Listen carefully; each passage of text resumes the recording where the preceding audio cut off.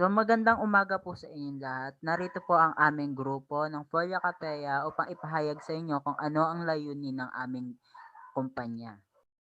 So narito po ang mission, vision at objectives ng Foli acafea.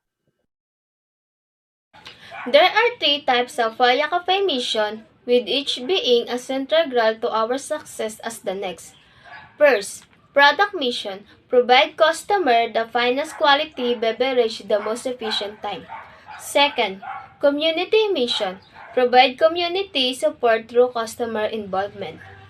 Third, economic mission, operate and grow at a profitable rate through sound economic decisions. Vision. For Yakafeya vision is to serve the country with the best coffee there is and help the community in achieving better economic status. Next is objectives. Foli Cafea has established three firm objectives it wishes to achieve in the next 3 years. First is 13 drive-through locations and 4 fully booked mobile cafes by the end of the third year. Next is the gross margin of 45% or more. And last is net after-tax profit above 15% of sales. So dito sa segment na to ay ipapakilala naman namin ang management ng aming kumpanya. So the management. Management of Polya Cafea is a relatively flat organization.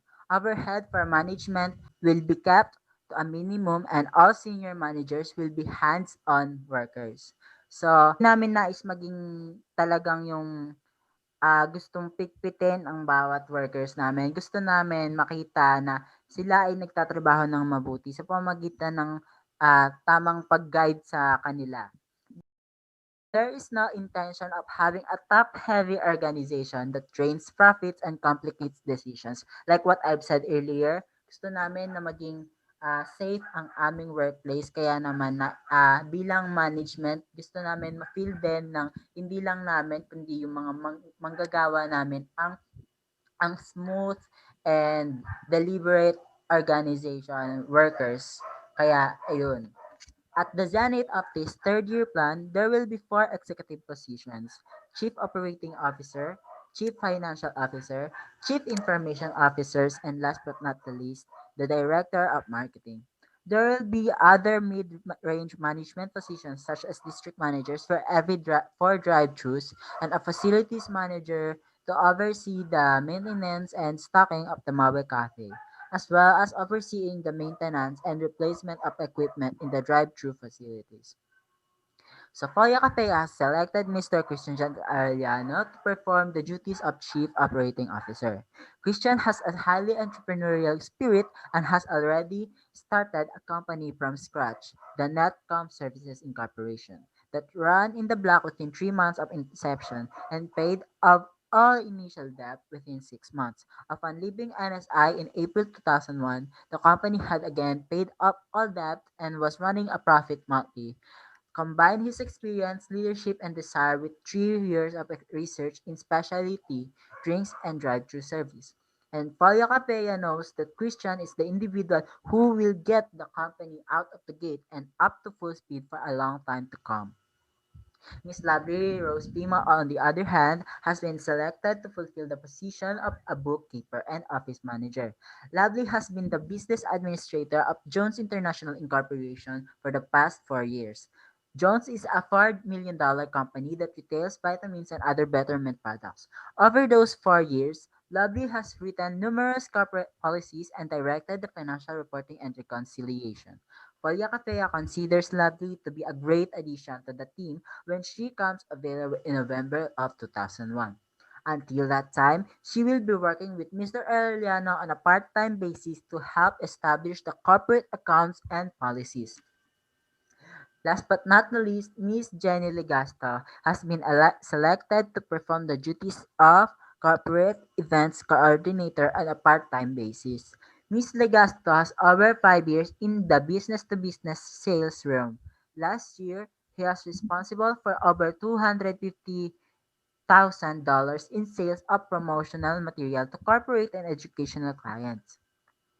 Mr. Chuck McNaughty has been selected to fulfill the position of warehouse trailer manager. Chuck has been working for Nabisco Incorporation as a service representative for over 10 years. His experience in account services, merchandising, and inventory control is a welcome addition to Folio Cafea team. Chuck will use his knowledge in conjunction with the rest of the team to establish inventory and warehouse policies. The warehouse manager is responsible for inventory of all products sold by Foya Cafea. Some merchandising experience is a welcome addition. Training in the first in first out FIF style of inventory control is a requirement.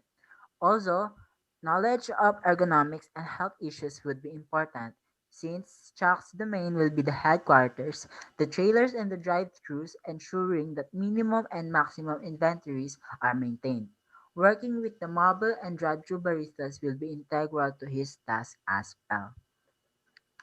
Management team gaps. Folya Cafea knows that it is going to require several quality management team members over the next 3 years, beginning with a district manager for every 4 drive-thrus. This person will oversee the quality of product, the training of the baristas, the inventory management, and the customer satisfaction. Ideally, as Folya Cafea grows, it will be able to promote from within for this position. This individual will be responsible for the addition of up to 4 drive-thrus under his or her management. They will be required to visit between locations and possibly even join administrative personnel on training or marketing travel. Clearly, as the need arises, these individuals will ideally be selected from the mobile cafe or drive-thru team. So in this section, we will show you our different products of Foli Cafea. These are some of our products that we usually sell to our customer. There are 3 varieties of size that you can choose. It's either regular, medium, and large. At the top side, we have cappuccino, cafe latte, americano, mocha, espresso, macchiato, and chocolate. And for iced coffee, iced mocha, iced latte, iced tea, iced lemon, and iced frappe. And we also have sandwiches for morning breakfast, and as time goes by, we will continue to serve more upcoming foods dishes, so stay tuned for more. Okay, so here is the SWOT analysis, our strengths, weaknesses, opportunities, and threats of the Folio Cafea. Strengths. In so doing, Foya Cafe has provided the customer with a quality product at a competitive price, provided the customer with a more convenient method for obtaining their desired product, demonstrated how Foya Cafe appreciate their loyalty and patronage by donating money to their personal cause. Foya Cafe believe it has a significant competitive advantage over these chains because of the following benefits. First, drive-thru service, more substantial customer service, community benefits, mobile cafe, selection, and higher product quality. The drive-thru facility provides a substantial value proposition and that the customer does not have to find a parking place, exit the vehicle and study the line to order, wait for the beverage ahead of him to be produced, pay a premium price per average product, find a place to sit, clean up the previous patron mess, then enjoy their coffee, assuming the efficient time to linger over the cup. For your cafe concept is that the customer drives up, place the order, receive a high quality product at a competitive price, and drives away having wasted little time in the process. Folia Cafe is also providing a significant community value patronizing Folia Cafe. For every purchase a customer makes from us, Folia Cafe will donate up to 7.5% of the sale to the local charity selected by the customer. Weaknesses. There are 4 general competitors in Polycafe's drive-thru market. They are the national specialty beverage chains such as Starbucks and Panera, local coffee houses or cafes with an established clientele and a quality product, fast food restaurants, and convenience stores. There is a dramatic distinction among the patrons of each of these outlets. Patrons to a Starbucks or to one of the local cafes are looking for the experience of the coffee house. They want the ability to design their coffee, smell the pastry, listen to the soothing Italian music, and read the local paper or visit with an acquaintance. It is a relaxing, slow, peace environment. Patrons of the fast food restaurant or the convenience stores are just the opposite. They have no time for idle chatter and are willing to overpay for whatever beverage the machine can spit out. As long as it's quick, they pay for their gas and they are back on the road to work. Although they have the desire and good taste to know good from bad. Time is more valuable to them. Competitors to the mobile cafes on campuses would include fast food restaurants, assuming they are close enough to the consumer that they can get there and back in the minimal allotted time. Vending machines and company or school cafeterias, the consumers in the environment are looking for a quick, convenient, fairly priced, quality refreshment that will allow them to purchase the product and return to work, class, or other activity. Opportunities. So the opportunities that is seen in Poya Cafea is the fundraising and catering trailer. So in Poya Cafea, the mobile cafe will be a key marketing tool. The similarities between the mobile cafes and the drive-through facilities will be unmistakable. Exposure these units will provide cannot be measured in dollars nor in peso. Poya Cafea will negotiate visits with the mobile units at schools, hospitals, corporations, and other entities in the case of schools and certain corporations. A portion of all sales made while on their campus could go to a program of their choice. The organization would promote its presence to their constituency and encourage them to frequent the drive-through establishment so that their uncharitable cause is nurtured. This will give those patrons an opportunity to taste the products and become a regular customer of the drive-through facilities. The mobile cafes will also be appearing at the community events such as fairs, festivals, and other charitable events. Threats. When measuring head-to-head direct competitors, we have found that there are none in the metropolitan area. Folia Cafea will be the first double-sided drive-through coffee house in the metropolitan area. However, there is still significant competition from traditional coffee house and other retailers. National chains. Starbucks, the national leader, had revenue in fiscal year 2000 of 2.2 billion.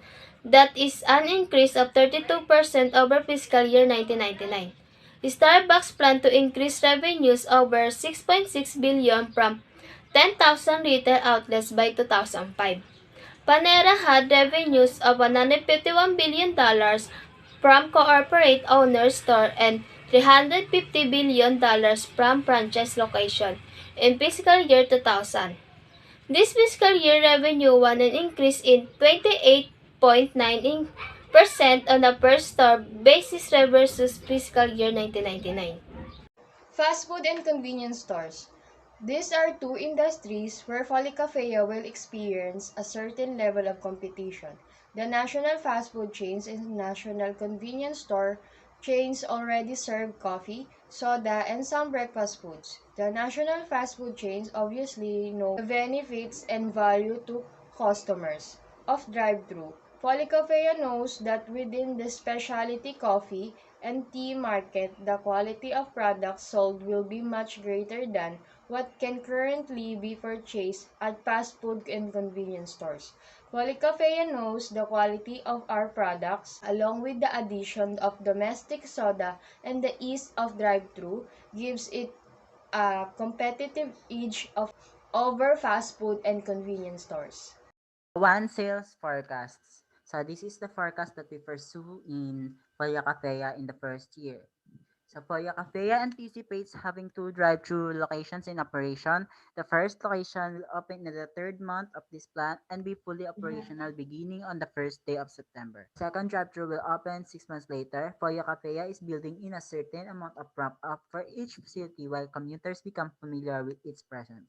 The drive-thrus will generate 288,000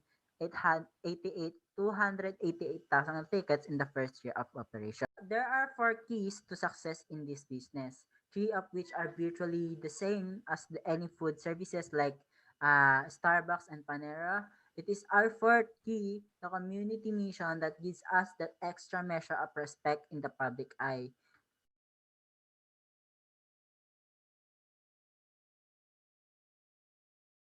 The best products: freshest coffee beans, cleanest equipment, premium serving containers, and consistent flavor. Third, the friendliest servers, cheerful, skilled, professional, and fluent. Finest reputation, word of mouth advertising promotion of our community mission, which is the charitable giving. Okay, so in this section, we will going to show you the startup expenses of Folia Cafea. So Folia Cafe's startup expenses and funding are shown in the tables and chart below. The majority of these funds will be used to build this first facility, pay deposits, and provide capital for 6 months of operating expense, initial inventory, and other one-time expenses. Folio Capella anticipates the need for operational capital for the first few months of operation. So here in the chart, the startup chart, you can see that the expenses will be over 180,000 dollars. So to cover up these expenses and the other assets, we have this investment of over a total of 210,000 dollars, and the loans of 150, almost $150,000 to cover up the expenses and the assets needed for the startup of Polya Capella. So here is the breakdown of the startup funding. Startup expenses to fund $173,000 and $773,000. Total funding required is 365 and $670,000. The assets, we have the total assets of 191 and $900,000. In the total liabilities, we have the 140,000 and $400. So the planned investments, we have the 12 partnership in this company, having a total share of almost at least $11,500. Total planned investment is 225 and $270,000. Total capital, we have $51,500. Total capital and liabilities is 191 and $900,000. Total funding, we have the 365,000 and 670 $1,000. So that covers up for the startup funding of Polya Capella. So that's all for our business plan. So I hope you like it. I hope you be part of our growing business, and I hope that in the coming few years you will support us in this coming project. So that's all for today. We have Jenny Ligasto, um, Lovely Rose Pimo, and last but not the least, yours truly, Christian Johnson Arellano, presenting this Folia Capella um, sheet. Okay. That's all. Thank you.